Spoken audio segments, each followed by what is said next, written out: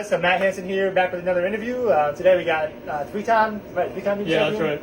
three-time NIBA champ, PBA regional champ, Aaron Major. So happy to have you here, bro. Appreciate it. No, thank you very much for having me here, man. I appreciate it. Yes, sir. So we already did Steven, and now we're doing his cousin. We got to get Corey too, but that'll come later. Before. Yeah, I'll be down the road a little bit. Yeah, but listen, man, glad to have you here. So let's start off with, we could just talk about how you started bowling. Take us to it. Yeah, so I started bowling pretty early in my life. You know, I kind of grew up in the bowling center. My father was the manager of Westgate Lanes, and so I was always there on the nights that him or my mom were bowling league, kind of like running around in the arcade in the pool area. And so I was just always like kind of forced into the bowling center. It wasn't really like my choice, and I didn't really know anything else, so I just kind of like grew up in the bowling center. I got signed up for league pretty early when I was younger. I was 3 years old when I first started league. And then, like I said, I just kind of really didn't know anything else, so I just kind of kept doing it. And I did the Saturday morning leagues all the way up until I went away to college. Mm-hmm. And yeah, I guess that's a good segue for Wichita State. You know, you were on their developmental team, right? Yeah, so. 2 years on the developmental team. Not obviously well enough to be a pre-select, but you know, to be a walk-on on a part of a program that has that high of a caliber. You know, it meant a lot just to be around the great minds of the guys that are really good at the sport that I thrive to be really good in. Yeah. Like who? Like to be around Packy, to be around Francois, to be around, you know, now Cortez is on the tour. And so to see all these guys who have all these credentials and have the resumes to being really key touring pros, you know, just being around those guys really like made me believe that it was possible to kind of follow in their footsteps and so to say, you know. And that's what you want to do, of course. Of course, absolutely. Eventually, I do want to go start planning on bowling a lot of PTQs, going to the national tour a lot. Yeah. Tour trials, stuff like that. Yeah, so eventually we'll get there. Yeah, and we'll go back to that. But I guess first, Aaron, I just want to talk about what you learned from those guys. You know, at Wichita State, stuff like that. It was a lot to do with the approach of bowling. You know, I only had one real approach as a junior bowler, and that was just to throw it really straight, really hard, hit the pins, and that was really it. There wasn't really much thinking into my moves. Of course, but like there wasn't really much thinking about what moves I had to make or why I was making certain moves, why I would ball change. Like I wouldn't know any of that stuff. So just like understanding the game from the ground up at a different perspective, and understanding that there is a strategy and there is a way to look at it and there is a way to approach it. You don't have to always approach it 100 miles an hour. You can always approach it just in a more smarter manner, and in order to get your ball to do something that maybe you're not used to naturally. But you know, when you're around all these other guys that approach it all in that same manner, you know, it's easier to kind of like pick up that kind of approach yourself. And I definitely feel like having that approach instead of just sticking to the gunslinging it up the second arrow, you know, has definitely helped me become a way more versatile bowler, which has allowed me to find more success on a variation of different patterns and conditions in different locations and regionally and across the country. Mm-hmm. I mean, obviously, you need that versatility, but I feel like you've also been working on your consistency. You know, like I've seen you find to work on a variety of different patterns, and granted, you're throwing it pretty straight most times, but you change your speed, you change your tilt, stuff like that. Yeah, I've seen you match up a lot more in the past few years, really. Yeah, no, that all comes down with practice. Yeah. And you know, if you're gonna be someone that tries to throw different kinds of shots, different kinds of shapes, different kind of hands positions, and different kinds of speed, you really got to practice all the time in order to get that feel. That feel doesn't just come naturally, and I feel like if I take like a longevity of time off, I'll eventually lose that feel too. So I know that I got to keep practicing in order to keep up with all that feel that I'm still really used to right now. And I'm glad that I have the time to practice, and I have the centers that allow me to practice as well to keep my game really sharp all the time. Well, how often do you practice? I mean, I know you put a lot of time in, so. Yeah, I practice. I mean, it really comes down to like when I have the time to. I try to get out on the lanes, you know, bowling tournaments every Sunday, bowling league twice a week. I try to fit in at least 2 more practice sessions in during the week, so I'll be going to the center and bowling probably on terms of 5 to 7 times a week. Mm-hmm. And what do you practice, like lately at least?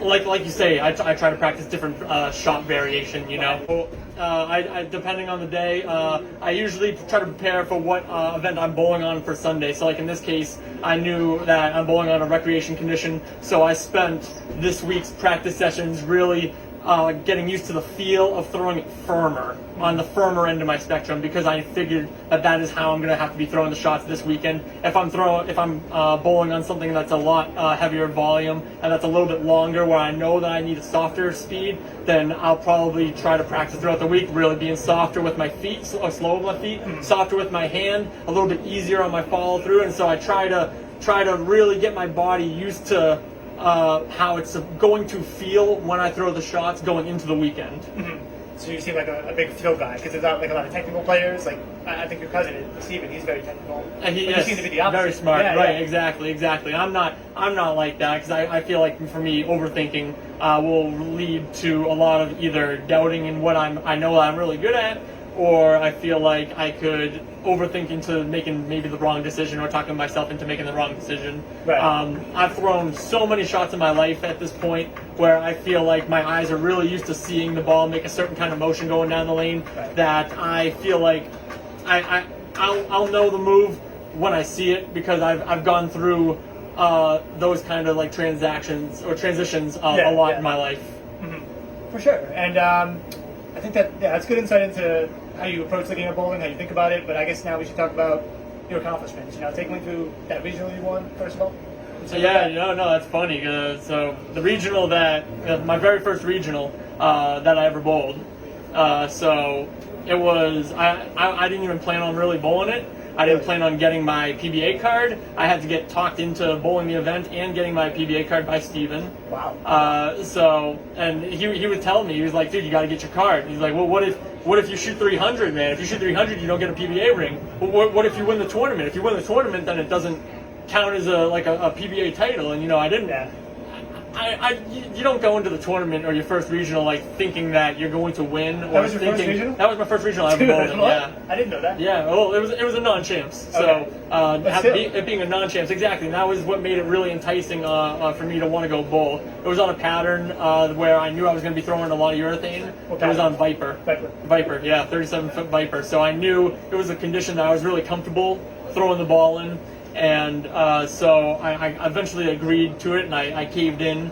I got my card. We went out. We bowled the tournament, and out of the guys that made the cut, I barely snuck in. I barely went plus after the 8 games of qualifying, and I just snuck in. So from there, it was the round robin match play, and from the get-go, I felt like, with the re-oils, I always know that when they re-oil, they're going to be just a little bit tighter. So I got my feet a little bit closer to the gutter, and I really started rolling the ball forward a little bit more. And I had a 210 plus look every single game. And I knew that if I stayed in that right part of the lane, it would just come down to whether my opponents would keep up with me or if they would give it away. And more times than not during the round robin match play, they just kind of gave it away. They'd split a couple times, maybe open, maybe wouldn't string a couple strikes. And I just kind of didn't really overthink about what I was doing. I just kind of like kept my game simple. Shut your brain off. Exactly, and you just kind of just repeat and doing what you're going to do, As a lefty, and we've had this conversation in private, like as a lefty, you're just trying to shut it off, find the work, repeat, for as long as you can. As long as you can, yeah. That's all it really comes down to. With the not having as much traffic on our side of the lane, we're always just trying to really find our ball to make the right shape, the good-looking shape where you see it face up and roll into the pocket, and just repeat that shape over and over again. Repeat how that feels, repeat the firmness, repeat the hand position, and just repeat. And eventually, since I'm the only one more times than not on that side of the lane, I'll know based on my ball motion as the transition's happening. Because, it's kind of goes back to what I say about I've thrown a lot of shots in practice growing up in my entire life, so it's all, whether it's been meaningful practice or just me throwing shots, eventually I see what happens to oil pattern as I throw more balls down on my side of the lane. Right, and it's very obvious, the reflection in your game, you know what you're good at, you know what sets you apart, and you're going to capitalize on that to beat all these guys out here, as much as you can, and that's what you do. So, what else? Yeah, your NEBA titles. Let's hear about, you won 3 NEBAs? 3 NEBAs. Yeah. I don't know. First NEBA was very exciting. It was again another non-champs. With it being on a recreation shot, it made me feel very comfortable. And as with any other tournament that I bowl in that's on a recreation shot, I feel like I can just do what I do best, and more times than not, the pins are just gonna fly. Whether I hit the pocket light, high, I feel like I can get a decent amount of carry bowling on those kind of patterns that allow me to miss and still carry 10 off the deck. Yeah. And so that's really all it comes down to, like in my first NEBA. Going through qualifying and in match play, it's really just there isn't really much thinking about it. It's just like any other day in league for me. It's just like any other time I go to practice, because more times than not I practice on house shots. I don't practice on a lot of sports shots, so feeling those kind of tournaments out, I definitely feel like I'm in my atmosphere that I am in league, and I'm in my atmosphere that I am in practice, and so it's just really makes me comfortable going through all those kind of tournaments. And that was what I won all 3 of those NEBA events on. They're on recreation, and so I know that that's my A game right there. It's just making sure that I keep the ball right in front of me, throwing it pretty firm with a lot of hand, and just kind of like spit the pins everywhere, Yeah, dude, but you make it work on like a wider and wider variety of stuff, and it really speaks. That's just like up to you. But the truth of the matter is, like, it speaks to your talent that you're able to do that, and you're really getting somewhere. Imposing your A game on all these different shots. So. I know. I'm glad. I'm trying to work at the versatility, and I'm glad that I'm seeing that it's paying off. The more that I'm doing it, so I know that I can't stop right now. Yeah, for sure. And I think, if you want to talk about anything else, we can. But I guess the last question I'll have for you is your future plans, what your future goals are, stuff like that. No, definitely. So right now with our business and Major Bowling, we're definitely still growing. A lot of versatility. We don't know exactly which directions we're going to be going in right now, but there's a lot of different places that we can go in terms of where we're headed in the future. So that's very exciting. Bowling wise, I do want to compete at a little bit of a higher level. I do want to start bowling a lot regularly on national tour events, but that will come in time. I still got to get my feet wet consistently at the regional level before I can make that jump up. The one thing that I don't want to do is jump up into the PTQs too early to where I'm finishing more on the bottom section of those PTQs. I don't like really jumping up a level until I'm really confident in knowing that I'm ready. And because that was how it was with NEBA. I had to get forced into bowling my first NEBAs, and I had to get forced into bowling my first regionals. But both times that I did it, I found success in it. So maybe it is just as simple as just forcing myself into it. Yeah. Because maybe if I don't, I won't ever be ready.